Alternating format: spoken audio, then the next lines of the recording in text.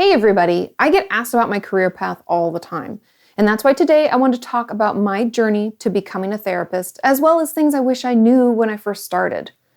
Now, this is going to be honest, real, and if you are considering the mental health field, it will hopefully help you decide if it's the right career choice for you. Now, first off, I feel that I have to mention that in order to be a good mental health professional, you have to get into it to help others. Not to figure out what's going on with you or to make sense of what happened in your family.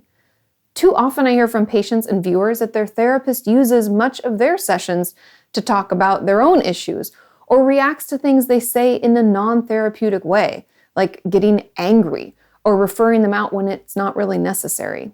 I know this may be hard to figure out right away, but a great way to ensure that you aren't bringing your own personal stuff into your work is to get into your own therapy.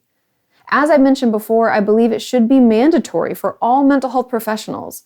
But since it isn't, I will just strongly encourage you to work on your own issues prior to getting into the field yourself. It's good for you and good for your future patients. And I'd like to take a minute to thank our sponsor, the University of West Alabama Online. UWA offers their programs on ground and online, and their MS in Family Counseling is a great fit for those hoping to gain knowledge and skills to better support families. You can earn your degree completely online at one of the most affordable institutions in the state. And we all know how important that is because I only recently paid off my student loans. Their program features smaller class sizes and more personalized attention, which is also super important in my experience. Faculty members are experienced scholars and practitioners interested in a broad range of topics, including emotion, cognition, human development, intergroup relations, prejudice, neuroscience, and environmental psychology.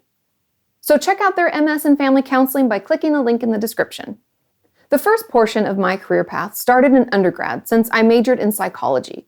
I took courses like Introduction to Psychology or Psych 101, physiological psychology, learning, statistics, social deviance, and many others. Now, the truth about undergrad psych courses is that they lay a good foundation for graduate school, but they don't really ready you for clinical work at all. And the term clinical work really just means working with patients, like in person. You're simply learning about psychology as a whole, the ways it can be applied. And in my case, it helped me see the different career paths that were available to me.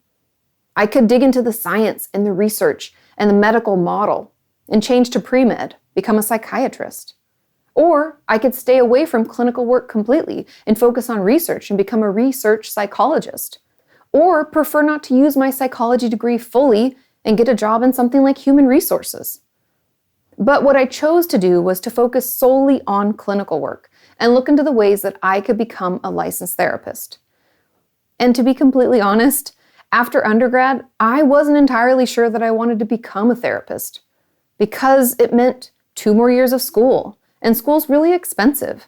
And because I hadn't ever counseled anyone, I wasn't sure if I could do it or if I would enjoy it.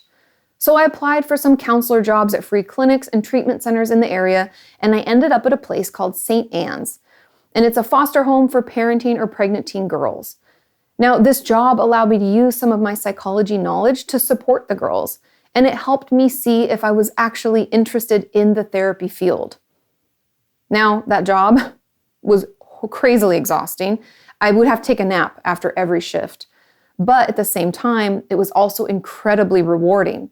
And after about 6 months there, I decided that I would go on and take my GRE, which is the graduate school admissions test. It's kind of like the SATs, but for graduate school. And I would go to get my master's degree in clinical psychology. But even then, I wasn't sure which route was best. So I looked into different programs, their cost, and how much money I could make in that career path.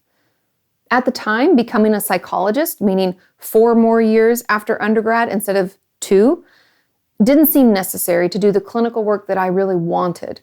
Not to mention that the pay was pretty much the same. And I've never been one to care if people called me doctor or not. So I let that go, and I decided that I would get my master's in clinical psychology with an emphasis on marriage and family therapy. It seemed like the best fit for me after looking into the other options that were available. During graduate school, which I loved, by the way, I learned different therapeutic techniques, the law and ethics associated with the field of psychology, how to give assessments, read research and apply it, and how to put into words what I was learning so that I could use it in session with my patients. And while all of that was really helpful and important, applying it in an actual session with a patient wasn't something I was able to practice until I entered my practicum in the middle of my master's program. Now, practicum is just another word for internship. I don't know why they use that word, but they do. And I will be honest that the first few sessions, they were scary. I was worried I was going to say something wrong or not know what to do. But after a few weeks of my internship and having amazing supervision by a licensed therapist, you have to be supervised until you're licensed yourself, I started to get more comfortable with it. And just like anything that we learn and do, we slowly, with practice, get better and better at it. Now, in the state of California, where I live, you have to gather 3,000 clinical hours within a 6-year period in order to qualify for your license and take the exams. And every state and country are going to have different rules, so you're going to want to look and see what applies to you where you live. But what they don't prepare you for is just how financially stressful this time can be. It's common to not get paid for any of these hours. My first therapy job, if you can even call it that, I wasn't paid at all. In fact, I had to pay for my supervision. So every month I was losing money while working to gain hours.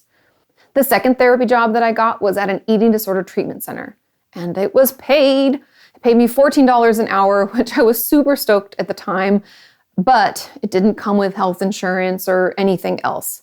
And I remember venting to Sean after a while because I had made more as a waitress than when I was working as a therapist intern. And I'm not going to lie, it was super frustrating. Although the money you can make while gaining these hours is definitely not ideal, it's a great time to try out different options and see what, if any, specialties speak to you. For me, it was the job at the eating disorder clinic. It felt right. It was so fulfilling, and I really enjoyed my work there. But that didn't stop me from working at other types of clinics. I worked in the psych ward of various hospitals and tried out different types of therapy. And while I enjoyed my other internships, I returned to the eating disorder realm because it was still the one that fit me best. So if this field is something you're interested in, please don't let yourself become pigeonholed and only try out one type of therapy or one type of care. You may be surprised what you enjoy. Because when I got into graduate school, I planned on working with children. I wanted to work in the school system, be like a school psychologist. But I quickly learned that that was not the right path for me. Being open to other options helped me find the right fit and ultimately be fulfilled by my work. And finally, after 5 years of working multiple jobs so that I could pay my bills, I reached the 3,000 hour threshold. Hallelujah! So I filed all my paperwork, proving my education and my supervised hours. I took the Jerry Grossman test prep course. Cannot recommend it enough. I did that every weekend for 4 weeks. And I took my first exam. Now in California, you have to take the written exam, which, if my memory serves me, is over 250 multiple choice questions. And you have to pass that to move on to the second and final exam. And you can only book that second exam after you've passed the first. And if you don't pass any of these, you have to wait 6 months before you're able to take it again. But luckily, I passed on my first go and moved on to the second portion, which is called the clinical vignette test, where you have to read through patient profiles and decide which thing you should do first, or what's your legal obligation. And you have to go through a bunch of these. Now, once you pass your second exam, you're good to go. You pay your fee, you get your license, and you can practice without supervision. Hooray, so exciting.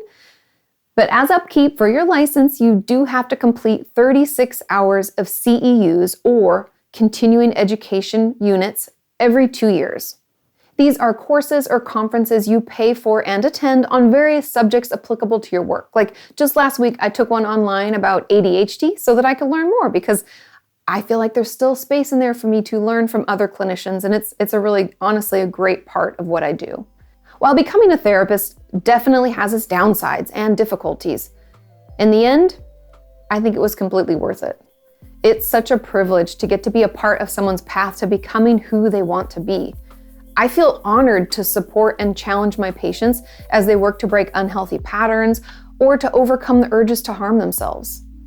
It's hard work, but I cannot imagine doing anything else. And thank you to all of you who've allowed me to be some small part of your journey. I love what I do, and I'm grateful for it each day.